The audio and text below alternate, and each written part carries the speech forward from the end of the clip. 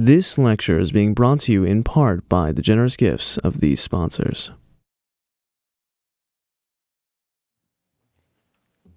Great. Well, thank you so much, Laurie, and thank you so much also to Ken Ford for this invitation and great discussions. It's really a great pleasure to be here, to really, I must say, discover this institute and meet this community. And I have been now living in of course, I went to the US many times before, but I have been really living in the US for now 7 years and a half. You can see that I kept my accent. I don't... And I like it very much, and I very much enjoy being in the US and working at the University of South Florida, although I keep going back to France at a regular time interval. So I'm very privileged. So I will skip this one. These are my disclosures. So really what I want to do today, we all know that we are witnessing, I would say, huge progress in science, in technology, in medicine, in public health. The question I want to address with the topics I will cover today is how we can integrate different fields. And this is really a challenge for modern medicine, science, and public health. And today I'm going to discuss gut microbiome, but I really want to show how this is connected to infection, infectious agents on one hand, and also to chronic disease. And among them, but not only them, of course, cancer, neurodegenerative disease. And in fact, this is important to understand that this thinking in silo that we have sometimes between I'm working on infectious disease and I'm working on chronic disease does not really stand because you have interactions. And the gut microbiome is really an important driver for this integration. So I will present in 3 parts. I will discuss viruses and the threat of viruses. And also I will very briefly present the global virus network. Then I will present the microbiomes and how it connects to some chronic disease, but then also how it connects to infectious disease and making the connection. And the third part, I want to show that it's not only description, it can go really to treatment, and I want to show you some examples. So, well, we all know this, but virus is a major threat, viruses. And you see, we always have to keep in mind, you know this, but that this is just an ongoing threat. And of course, we started with HIV, and then we had SARS, the first SARS-CoV-1, Chikungunya, we had Zika, and more recently, we had monkeypox. And of course, 2019, COVID-19. And it's interesting because Bob Gallo, who is the founder of the Global Virus Network, would say at this stage, we always forget. You see, people keep saying we need not to forget about COVID-19 and all what's happened. But the truth is that we forget. We think that we are in peacetime, but we are not. And so the key question presently is preparedness to the future. Okay, I will not discuss this in detail because it would take too much time, but besides the epidemics, we all know that a number of viruses are involved in cancers. And in fact, 15% of human cancers are linked to viral infection. HPV, cervical, anal, and oropharyngeal, EBV, some lymphomas and carcinoma of the nasopharynx, HBV, HCV, and liver cancer, human T-cell leukemia virus, Kaposi sarcoma, and HIV is involved because HIV induces co-infections and immunosuppression. So when we speak about viruses, it's a combination of some viruses which have an impact on cancer, and it's about epidemics and pandemics of viruses, and among them, those which induce respiratory infections are really the most dangerous. And yes, influenza, and I will not go into detail, but you see, I will come to this. Can we predict the future? No. Can we make a guess? Yes. And if we have to make a guess, unfortunately, it is influenza or mutations of influenza, because it is contagious, because it is a respiratory infection. And we had many of these epidemics, of course. Of course, this is favored by all the air travel. And always very important to keep in mind, I will not go into detail again, but 70% of the epidemics and pandemics are due to zoonosis. They are contaminated, the humans are contaminated by animals. And the most dangerous are really bats, which are critical reservoirs. Once I was presenting and I said bats, and I don't like so much bats, so I said, well, they are nasty animals. And then somebody came to me and said, how can you say this? I mean, bats are nice, so I had a trouble. So now I'm careful. And I would say that bats are very nice. However, bats transmit a lot of viruses, and they have still much more to transmit that we are not aware of. And also, and you know this, of course, but we are COVID-19 has been a game changer. You see, because we had this naive idea, which was completely wrong, that you had the global south, the global north, and that we were protected. No, COVID-19 taught us that actually we are one world. The microbes, they do not know frontiers. And if we have pandemics and epidemics in Africa or in other countries, we are also potentially at threat. Which now looks obvious, but I can tell you that 10, 15 years ago, I will not give names, but we heard some strange things about this. So how do we prepare? And I don't want to bother you with too many details of the slide, but we have a number of activities that we need to combine, which involve surveillance, medical countermeasures, of course, the research and development, healthcare system preparedness, communications. And we need to have diagnostics, vaccines, therapeutics. During COVID-19, I always thought that the diagnostics were underestimated regarding the support which were given to this research. We have major scientific innovations in diagnostic therapeutics and vaccines, and this is for COVID-19. Huge number of vaccines. There has been a huge effort. Of course, we know the famous RNA vaccines, but many other technologies have been developed. It has been fantastic, and we take advantage of this for the future because we can use this for the future. Also, it's always important to recognize that we have made a lot of progress regarding the treatment. For example, here you have we have antiviral therapy for AIDS. Hepatitis C is now a fully manageable disease with a new antiviral. We have the HPV vaccine for cervical cancer prevention. We have new treatment for Zika, for influenza. We have rotavirus for vaccine.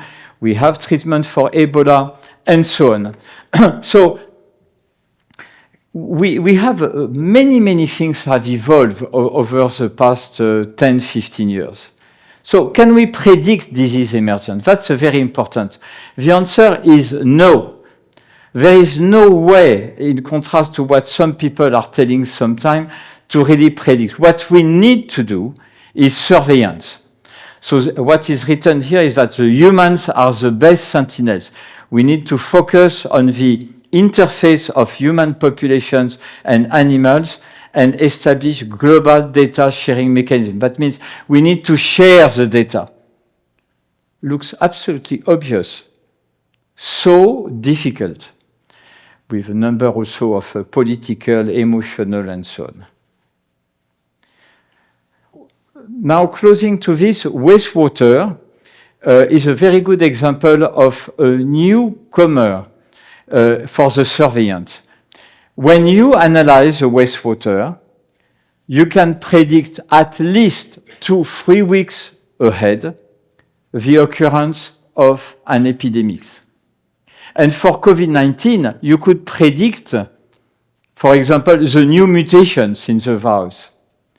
Wastewater, we are shaping some program in Florida, and actually Florida has very strong capacities on wastewater, and this is one of the best way of surveillance. So, lesson for the future, global interdependence. We should not think that we are protected because we close the borders. Community involvement, working together, evidence-based policy and decision-making, global solidarity. So easy to tell. This is a quote from Pope Francis, the late Pope Francis, that I like very much. The pandemic has reminded us that no one is saved alone. What ties us to one another is that we commonly call solidarity. Solidarity is more than acts of generosity, important as they are. It is a call to embrace the reality that we are bound by bonds of reciprocity. I love this quote. So finally, who do we want to listen to when there is a pandemic? Governments, individual scientists, if they agree not to focus on their ego, research or regulatory agencies, WHO, but now the more and more we have social networks, we have AI, and we have so many fake news. I think that this is a key element for pandemic preparedness to really drive communication mechanisms where we can get reliable information. So in this context, I have been the president, as Laurie has introduced, and I'm the vice chair of the board of the Global Virus Network, 90 centers all over the world, you can see them. And it has been created in 2011 by Bob Gallo, who is a fantastic scientist now at USF. And we are very proud because from 2024, the headquarters of the Global Virus Network are located at the University of South Florida. So briefly, we have 3 pillars: education and training, getting the next generation of virologists, research, gathering the experts, and providing global health strategies and solutions, equipping thought leaders with virology insights, strategic alliance, combat misinformation. So this is the Global Virus Network. So now I switch to bacteria and to the microbiomes. Well, again, as for the viruses, you have 2 points which are related, but you need to distinguish. Some bacteria, individual bacteria, are involved in cancer.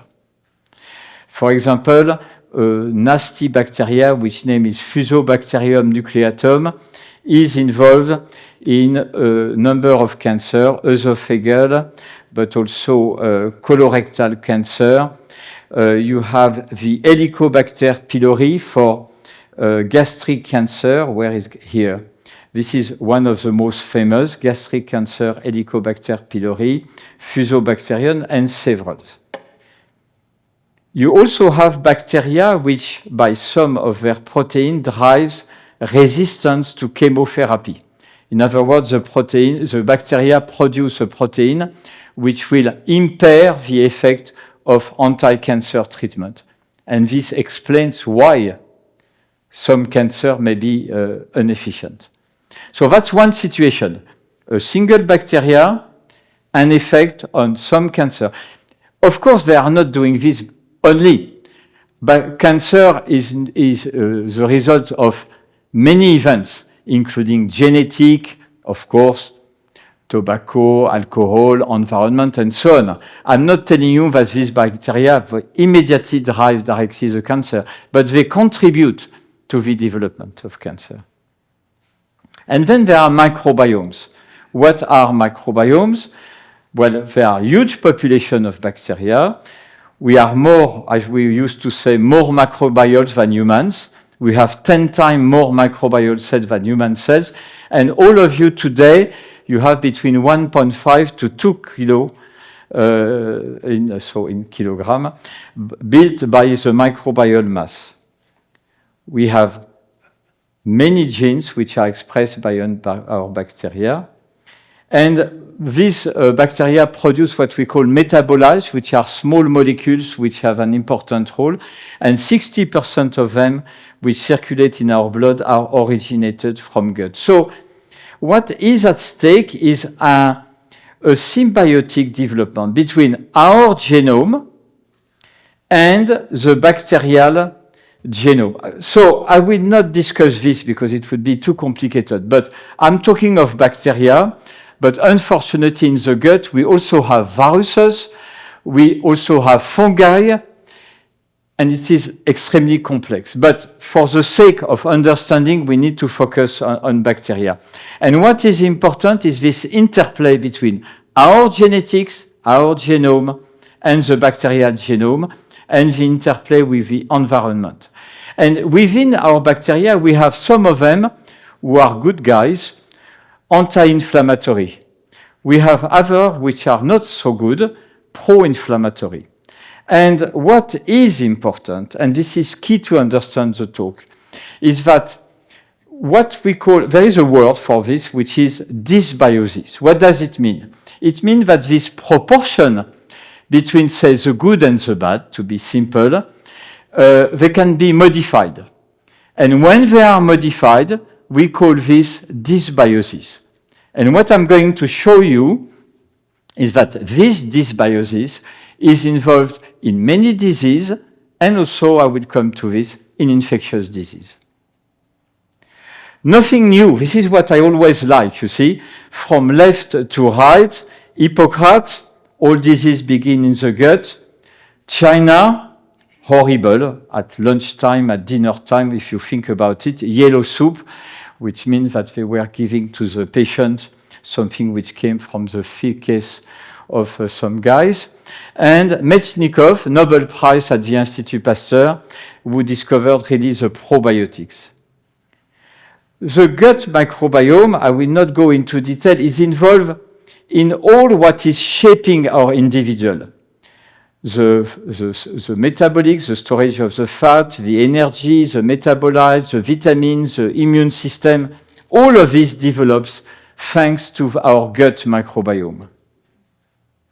So the wise person is the one who is in good term with his intestine. I'm not sure that Buddha did tell this, but this is a quote somewhere. There is another one which is very true. We are what we eat. And in fact, yes, what is a major driver of the composition of our microbiome is what we eat. And from the left, you know that we have evolved from what we call the agrarian diet, high fiber, to our Western diet, low fibers. And what is shown here is that dietary fibers are the major nutrient for intestinal bacteria. And this is just simple and complicated. Fibers are the major driver of a healthy gut microbiome. Now, I told you about what is dysbiosis. And I will not go into detail, but now it is clear that dysbiosis is associated to many diseases, and I'm just going to take two cases. The question is always, you see, if you have a patient with a given disease, and you analyze the stools, and you investigate the microbiomes, you will always find something. The question is, what does it mean? How do you really correlate the findings with the disease? And this is something which in some publications is well addressed, in other publications still remain to be demonstrated. Now this is key. You see, this is an intestine. You have the cells of the intestine, and in the lumen on the intestine, you have these trillions of bacteria, okay? And you have a barrier with a protective mucus layer. And this barrier is key, because when you have, when this barrier is impaired, some bacteria will penetrate, they will be able to liberate a number of molecules which will go into our organism and which drive a number of lesions. And so, gut microbiome perturbation dysbiosis disrupts the gut-intestinal barrier. This is what we call the leaky gut. Leaky gut is a key word. Leaky gut is a major cause of inflammation. Inflammation is in turn a major driver of aging, cardiovascular disease, cancer, neurodegenerative disease. Again, I'm not telling that this is the only factor, but it is really a very significant contribution. Leaky gut, inflammation, chronic disease. And this is also shown on this slide, where you have the gut dysbiosis, which increase the permeability of the intestinal barrier, inflammatory signals, chronic inflammation, age-related disease. So I will describe the gut-brain and then come to cancer. Gut-brain axis, I think that we know this. Our intestine just communicates with the brain directly, that by a nerve that we call the vagus nerve, and by also by the secretion of molecules, neuroendocrine. And so the microbiome within the gut communicates with the brain. And when there is dysbiosis, this has impact for Alzheimer, Parkinson, depression, question mark for autism. And there are strong elements in favor of this hypothesis. So, some facts: gut has as many neurons as our brain has. Gut makes 90% of these neurotransmitters, and microbiome produce neurotransmitters. So this is our second brain, in a way. So, well, I had my grandmother, I don't know for you, but used to tell me that she had a gut feeling. And I think that she was right. But she didn't know about microbiome, of course. But when we eat, also, when we have a happy brain after eating or foggy brain after eating, well, it is largely in part due to this bacteria. Second point, gut microbiome, and this is a recent move, extremely important. Gut microbiome impacts on cancer treatment efficacy. So I showed you that some bacteria involved in the cancer development, but now the microbiome, these populations of bacteria, they impact on cancer treatment. This has shown the microbiome can modulate the efficacy of immunotherapies. This has been shown for melanoma, lung, renal cancers, and chemotherapy. Gut microbiome can also modulate the side effects due to treatment. So this is a very important driver, and now we have many studies, and we have at the University of South Florida with Moffitt and with Cancer Center and with the Tampa General Hospital Cancer Institute, studies on how it really works and how we can manipulate this for the best, of course, of the patient. I will not go into detail, but there is also an intratumoral microbiome. This is a recent pair. That means in the cancer, you also have bacteria. That's very strange. It was really recently discovered. And these bacteria, they also impact on the efficacy of the treatment. But we don't know exactly how it works. Gut microbiome is an important factor for the quality of aging because when we have aging, inflammation increase because the microbiome changes. And it's very interesting that some studies have been performed in the situation of extreme longevity. And one of the open questions, I really say open question, is do we have some health-associated bacteria? I showed you that you have some bacteria associated to cancer, nasty one. Do we have good ones, which would be associated to longevity? That would be nice, but this is not really demonstrated now. So I will skip this one just to show, in closing on this, something which is very provocative. When we all know that, unfortunately, you have common side effects of cancer treatment, okay?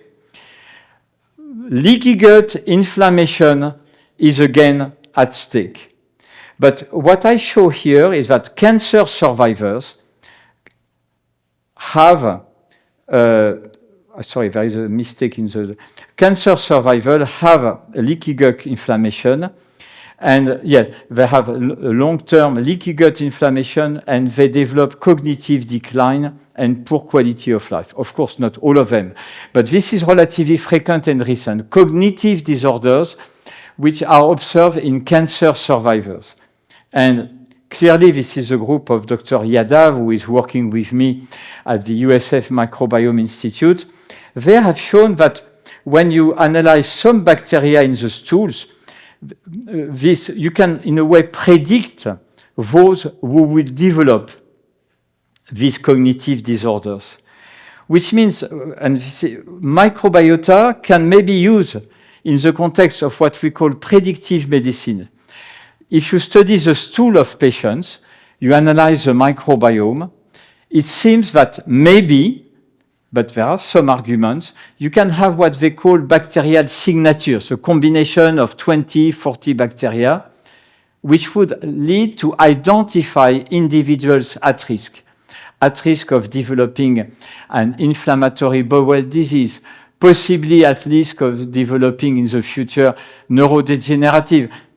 This is not part of the standard medicine of the day. We have to be honest. It's really research. But it's moving, and it will be part of the future. Predictive medicine, precision medicine. And we can also use maybe metabolite profiling in blood. Now, as I introduced at the beginning, why do I connect? Because now it is clear that the gut and the lung microbiomes are very important for the sensitivity to and evolution of several viral infections. This has been shown for HIV, influenza, COVID-19, enteroviruses. And COVID-19, it has been very clear. The interplay between the virus, for COVID-19, SARS-CoV-2, and the gut and the lung microbiota, for the susceptibility to the virus and the severity of COVID-19. And it is very interesting, this is not shown here, but that for long COVID, those patients who have long COVID, they have dysbiosis for many of them. And dysbiosis is part of the progression of the infection. So the question is, okay, maybe we can intervene as a prophylactic and therapeutic approach. I will describe pre-probiotics in a minute, also possibly with nutrient preparation. And as I said, this is true for COVID-19, but also for influenza and for enteric viruses. But it's not only that. Gut microbiota, this is clear, can modulate the response to vaccine. This has been shown in animals and in humans, and antibiotics-driven gut microbiota perturbation can alter immunity to vaccines in humans. This is, for me, fascinating and part of the future. We know that we have the problem, for example, for the vaccine to influenza, we are efficient in only 40, 50%. Doesn't mean that everybody should be vaccinated. I'm very pro-vaccine, I disclose. So, but we could reinforce the efficacy. We could reinforce the efficacy by intervening on the microbiome. This is not yet there, but this is not so far away. So when I came to USF, now 7 years ago, my goal was really to work on microbiome and to get USF to become a very strong center on microbiome. And so we have created the USF Microbiome Institute. I started it. Now Aryom Yadav is co-directing. He's a very brilliant young investigator. I will not go into detail. We have a lot of education. We provide some support. But we also have what we call flagship program. We have one program on the microbiome in aging. We have one on nutrition. I will show one slide in a minute. We have also one that we are shaping now between microbiome, viruses, and cancer with Bob Gallo, fantastic scientist, and Eduardo Sotomayor from TGH Cancer Institute, and here is Aryom Yadav. So why do we want to also investigate nutrition? And you see, it is clear that we are now in the era of what we call global and One Health. That means that we cannot understand what is going on in the humans if we do not take in consideration what is going on in the animals and in the environment.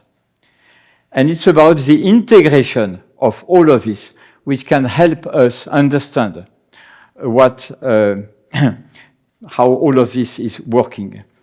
And we have, as I said, to very much focus on the human-animal interface for surveillance, and also to consider nutrition. I showed you that, of course, nutrition is a key driver of a healthy microbiome. So, integrating all of this in the same thought. Very complicated, actually. Huge number of data, and I was discussing this with Ken Ford. A good example of where AI can be at stake. What this slide shows is that it's not only about human. We have a soil microbiome, an ocean microbiome.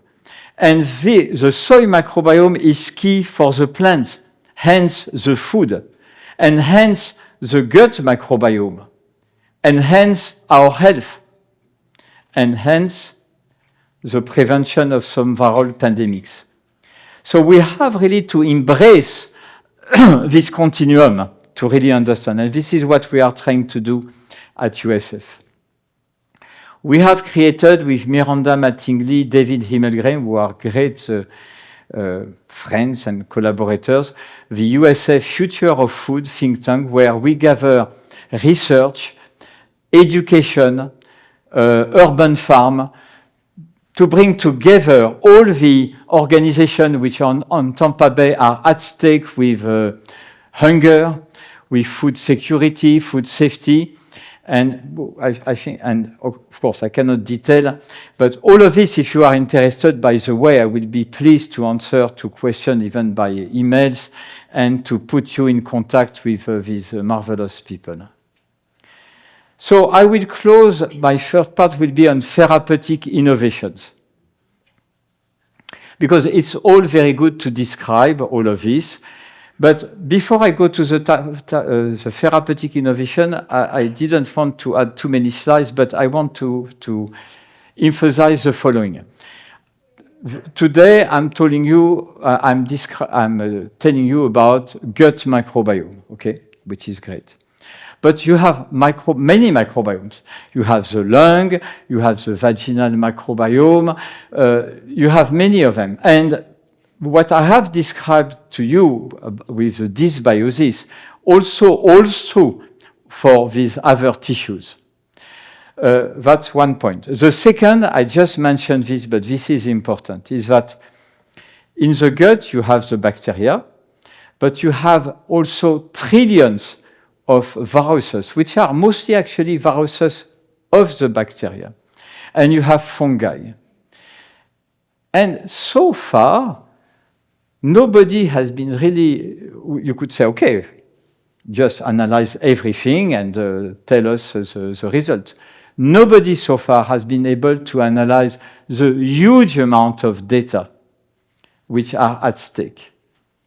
And this is why I'm still talking today of bacteria, and I could have a speech or talk on fungi, microbiome, and I could take some time to discuss varroa, microbiome. But I am not able to show you an integration. This is a key challenge for the future, and this is a limitation. And when I speak of therapeutic innovation, as you will see in a minute, I'm a strong believer of the progress. However, too many, I would not call them scientists, pseudo-scientists, too many companies have just been selling results which didn't mean anything, you see. And so we are it's an interesting situation where there is still absolutely some very good results, but sometimes the understanding is a little bit confused by a kind of,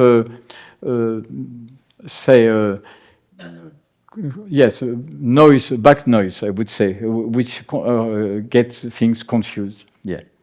So targeting the gut microbiome. Having said this, I am very positive. We are talking of prebiotics, probiotics, postbiotics. What does it mean? Prebiotics means that these are not live bacteria. They are compounds or killed bacteria which, when they are introduced in the gut, will drive the proliferation of the good bacteria. In a way, dietary fibers can be considered as prebiotic because this is a substance which, when it goes to the gut microbiome, will modify the gut microbiome to a healthy component. Probiotics means live bacteria. We all, in all our Publix or whatever, we buy yogurt and we buy many things where we are told that you have probiotics. Within these probiotics, many of them are completely inefficient. Some of them are efficient. How can we know? We cannot. We cannot for two reasons, because you would need to have special studies on all of them, and also because, and this is something for the future, the effect on me of a given probiotic will be different from the effect on you, and so on. So it's about the next generation of tests, and the dream. Maybe in 15 years, before buying our yogurt, we will have our test, you see, and you will know which one you should take. We are not there. But that's really the idea. And postbiotics means that these are molecules which are produced by the bacteria, which are not bacteria, and which are active in the individual. We also have the capacity of transplantation of intestinal microbiota. And this is what I was referring with the yellow soup of the Chinese. This means that from the stools of somebody who has recovered from an infection by a nasty bacteria which name is Clostridium difficile, so this person has recovered, you can purify the bacteria and you give it back to a patient who has Clostridium difficile. And this is the best example because this has been well demonstrated that it can work. You can cure somebody who have a resistant Clostridium difficile infection by this intestinal microbiota transplantation.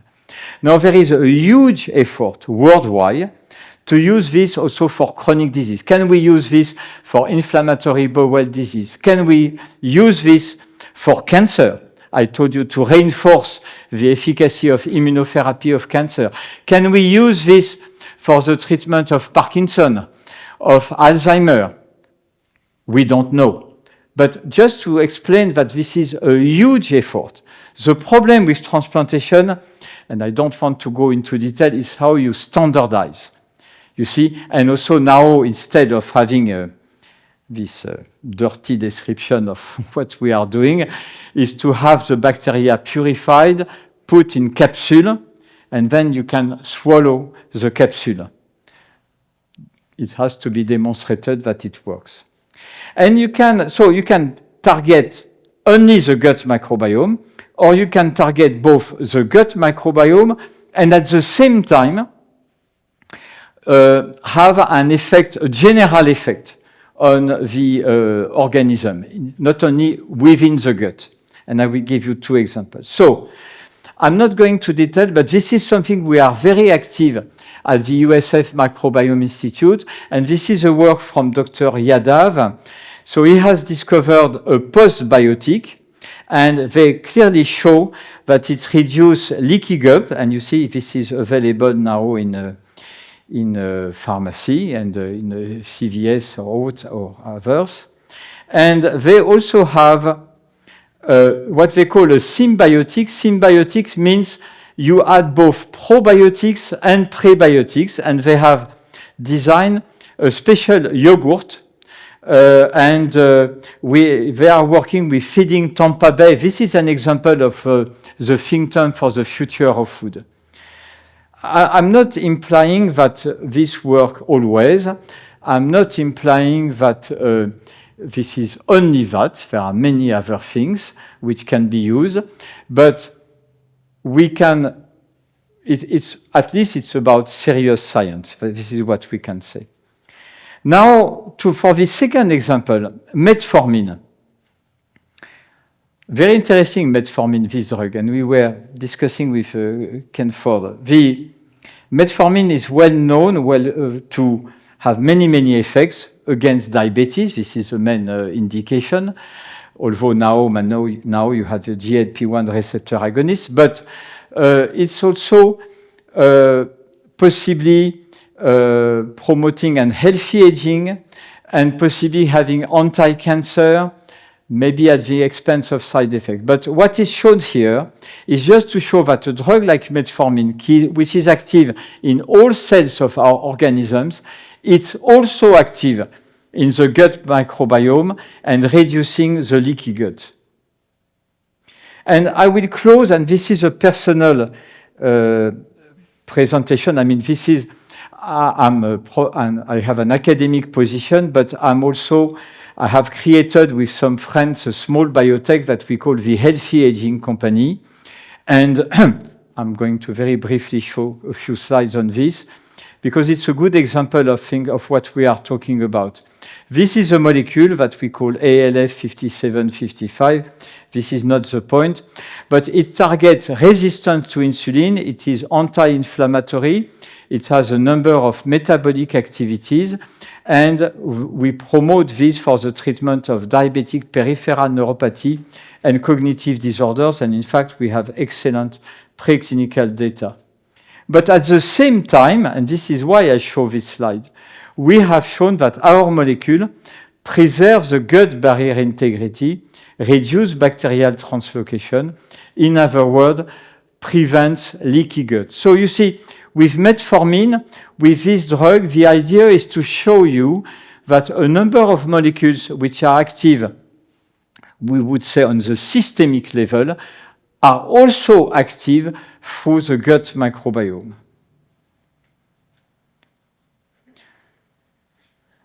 And we believe that our molecule can be a complement to the GLP-1 receptor agonists, which of course are now widely used for the treatment of diabetes, because our molecule restores sensitivity to insulin and improves neuronal function, which is not the case for the GLP-1 receptor agonist. And for Alzheimer, again, I don't want to show this slide, but we think that our molecule is complementary to the current effort for monoclonal antibodies against amyloid. But again, the idea for this, as well as for metformin, is this combination of different effects. Okay, I think these are my last slides. Yeah, so this is the company. Yeah, I like to close with this painting from Magritte, the Belgian painter, because it's an excellent illustration of what we are doing today. You see, I have been painting the bird, but I'm still looking at the egg. And the question is, how do you move from the egg to the bird? And this is what we all want to work together on for the next years. Thank you so much for your attention. Thank you.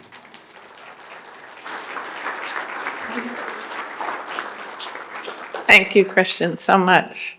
I'm sure there's some questions in the audience. Okay, all right, I got you. I'm going to go back here first. Hold on. Here you go.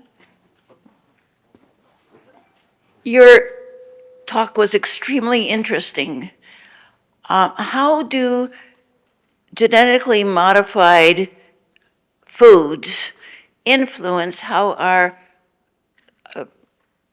gut processes foods to be able to provide what we need to resist the negatives? So the question is, how do genetically modified foods or do genetically modified foods still provide our guts the ability to be able to process foods the way we need to? Now that's a very good question. The answer cannot be, that will not be a yes or no answer. I mean, you do have some genetically modified food which really takes in account the need for the components to be delivered, you see, but many others do not. So I think that this is, no, it's a good point. It's, but it's not the fact that it is genetically modified or not. The question is now, when we have food preparation, do we have in mind this effect on the gut microbiome? I think that there is a lot of progress on this, but this is still a way to go. So it's not the fact by itself that it is a genetically modified food, you see, which can impair the nutrition of the bacteria. It's the fact that you need to think twice of exactly what you are putting, you see. For example, to be more specific, I have been working with a friend, a professor at Rutgers University, and they have a nutrient preparation that they have prepared, and they know that it specifically targets some of the bacteria which are anti-inflammatory. So this is a good example. They prepare this. Some of the components are genetically modified, some not. At the end of the day, as a whole, it seems to work nicely. Okay, wait, there was, yes. I knew I was close. I had long-term Lyme disease, and in the time that I was being cured, I was on antibiotics off and on for about 6 years. And I was wondering how that has affected my microbiome and if it's a permanent effect, if there's something I can do to make it better. Yeah, it's also a very good point. When you take antibiotics, you clearly disrupt the gut microbiome. But what is very interesting is after 1 or 2 months, if you stop the antibiotics, it goes back to normal. So this is the reassuring answer. Despite you took a lot of antibiotics, you should be safe. But if I understood correctly, you said you had Lyme, yeah, which is a very strange disease, poorly understood, and where it is clear that the gut microbiome has a role, which we only begin to appreciate. So it's still, but yeah, it's very difficult to handle disease. Yes, absolutely. But the gut microbiome recovers after antibiotic treatment. Who was else was here? Oh.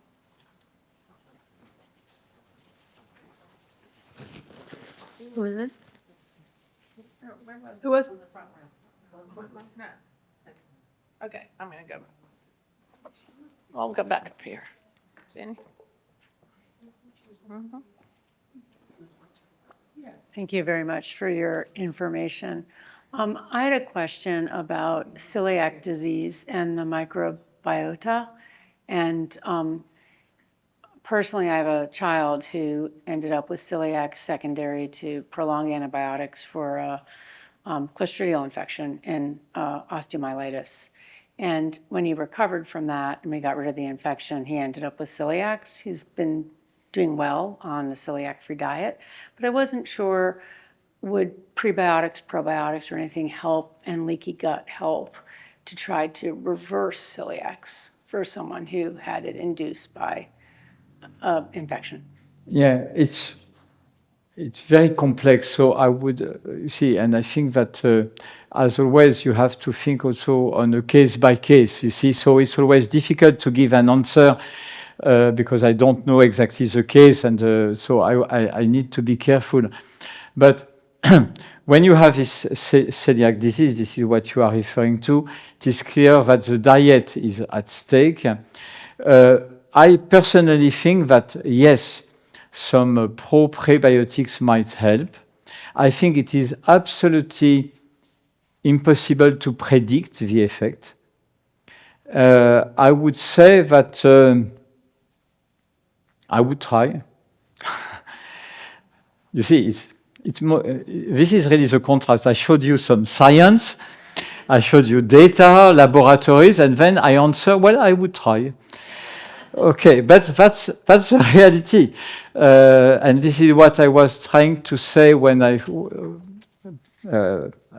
foreseeing, I would say, the future with the capacity to predict.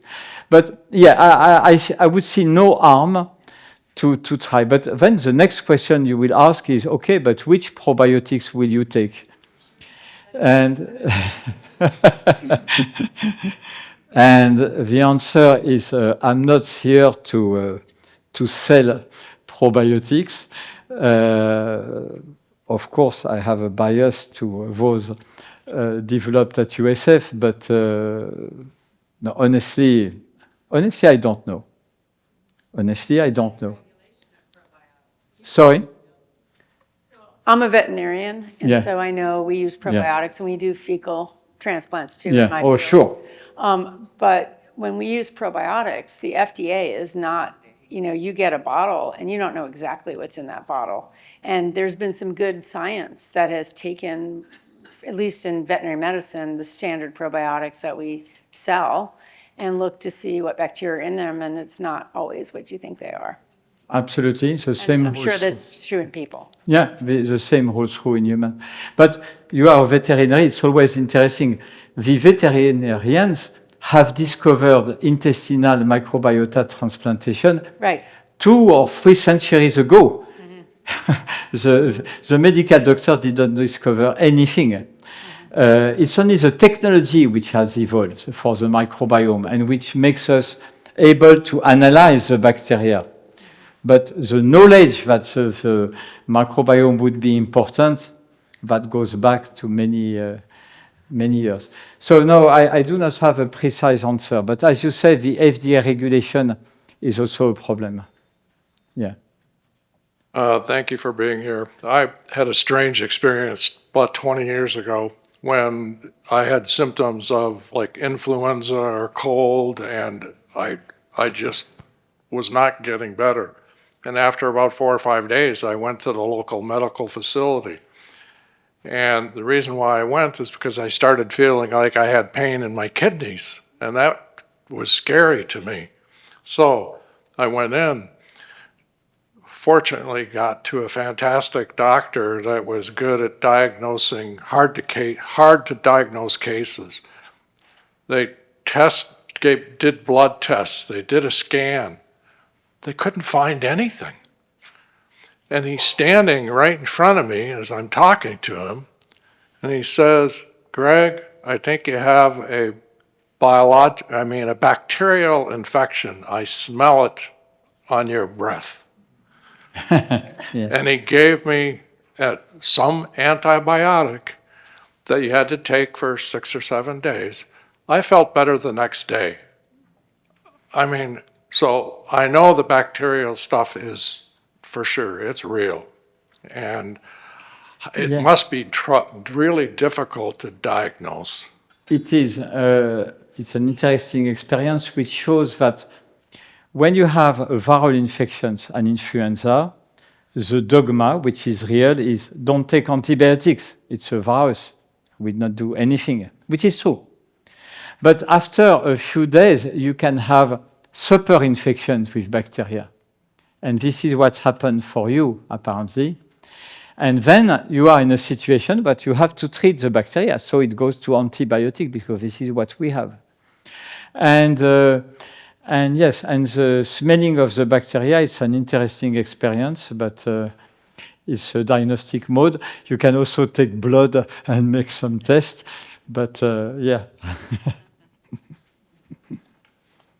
So I'm struck by the painting you finished here at the end. Since we're at the egg stage of this study of science, what do you see as the hurdles to get to flight of the bird? What are the things that you think need to happen in our society? Is it time, money, people, politics? What are the hurdles that you see that really gets us to getting to flight?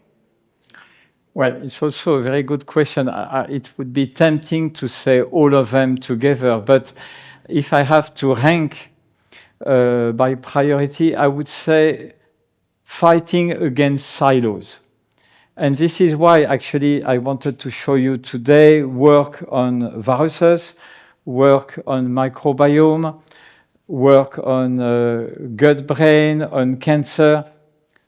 Those people, both the MDs and the scientists, unfortunately, they don't even come together, you see. So I think that, and this is, a lot of progress has been made, I want to be clear. And this is a concept of translational medicine, translational science, which is nowadays a little bit fashionable, but it's true, you see. So I think that this is a major hurdle. Also, the connection between the academics and industry. I'm an academic. I have always been very much involved. I showed you a biotech that I have created of this interplay between academic and industry. And I think this is the key. This is a key for success, you see. I think it's about education, training of the next generation of medical doctors and scientists. And then, of course, it goes to funding, but I think it's not only funding. I mean, it's also the way you are using the money. So that's... Okay, we have time for one more question here. Okay, not sure if it's true right now, but the IT diet for quite a while has been the carnivore diet. You showed a slide with lots of fruit, plant-based foods. People that are successful on the carnivore, I'm sorry, it's time for my epilepsy meds. People that are successful on the carnivore diet lose lots of weight, feel better than they've ever felt in their lives, and this diet is being promoted by a lot of highly educated people. So how does a carnivore diet fit in with prebiotics, postbiotics, that kind of thing? You say carnivore? Carnivore. All meat. Yeah. Meat only. Well, what you call carnivore, so all meat, I agree with you, is a good way to stimulate a lot of these anti-inflammatory bacteria, that's for sure. But the problem is that when when you have red meat, it is at the expense of a number of chemical carcinogens, which are synthesized from the red meat, and which can promote, in particular, colon cancer. So the problem in medicine is always like this, and in public health, it's a kind of balance. It's not always, the recommendation is to have 1 or 2 days per week red meat, but not more. That's really the recommendation. Because I agree with you, it has been shown to be effective on the gut microbiome. But on the other hand, it can be at the expense on some other risk. You see, we cannot speak of everything today, but you know that there is a problem with colon cancer, which are now developing much frequently in younger people. And this is a serious problem. And we don't know exactly what is going on, but the suspicion is really that you have a number of chemical carcinogens. So we have to really balance. So when we the only thing which is for sure is that dietary fibers, most of them are good, okay? But you also need to feed the body with sugar. You need to feed the body with... So this is why the nutritionists, now this is available everywhere. And I think that we have made a lot of progress with good nutritional advice on how to balance the nutrition with the different factors. I would not eat only meat, as you understand. Great way to end. Y'all, thank you so much. One little one? Okay, we have time for, you're the last little one. Okay. Doctor, I don't want to leave without asking you how the marriage of fermented food and the microbiome probiotics work. How they work? Food like kimchi and all sauerkraut and all that with the probiotics. They work okay? Fermented food. Fermented food. Yes, well, fermentation is excellent because fermentation is a way to produce this good bacteria and to... This is why fermentation, for example, has been the basis of the nutrition in Japan and is still there. So fermented food is absolutely very good, actually. Yeah, absolutely. Yeah. Did you ask me how it works? No. I said how the marriage work because I combined them. The miso soup, the kimchi, the sauerkraut. Exactly. And this leads to the proliferation of bacteria and of molecules which have a very positive effect on the microbiome. Okay, everyone, let's thank Dr. Brechot.